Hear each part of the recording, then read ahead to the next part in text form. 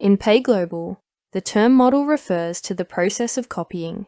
This functionality is significant when you need to create a new record based on an existing one. You can apply this to any table within the system. Model record allows you to create a new record based on an existing record and can be used on any table in PayGlobal. Model field allows you to assign a field value to multiple records. In this video, we will model a record to add an employee and model a field value to assign the value to other employees. Let's look at modeling a record for a prospective employee. In this example, let's model existing employee, Julie Butler, to create a new record for a prospective employee, Linda Wright. To start, navigate to Julie Butler's employee record. Right-click on the record and select Model Record. To assign a new employee code, in the code field, type in an asterisk, and then press the Tab key. PayGlobal automatically assigns the next available employee code. You can type in an employee code if you want to assign a different code. Next, let's enter personal details. Enter the first name Linda. Tab again to reach the last name field and enter Wright. The start date defaults to today's date. To change this, simply highlight the start date field, type in the new date, and press Tab. Click OK to save the new record. We have successfully added a record for Linda Wright, modeled on Julie Butler's record. It's important to review the newly created record for any necessary adjustments, as the modeling process might copy over generic information such as cost center and location, but it will exclude any sensitive or confidential data. To begin modeling a field within an employee record, first locate and open the specific employee's record. In this example, we will model the values in a field in Margaret Sayers' record. Let's start by double-clicking to open Margaret Sayers' record. Next, navigate to the Payroll section and click on the Contract tab. Click in the Contract field to enter Edit mode.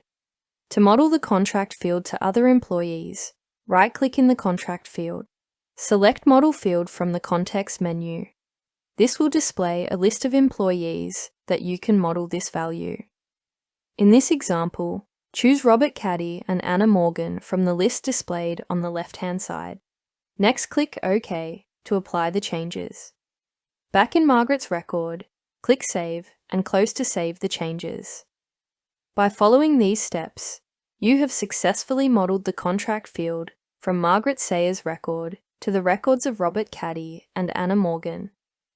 When setting up allowances, it is important to understand the limitations in the process. For example, when you navigate to Allowances and open an existing allowance record, you will see multiple fields. However, not all these fields are editable after the initial setup. When modeling an allowance record and saving it, the system locks certain fields, preventing any modifications later. These include type, subtype, paying, taxable, salary sacrifice. If the requirements for an allowance change from the settings of these non-editable fields, the options are limited.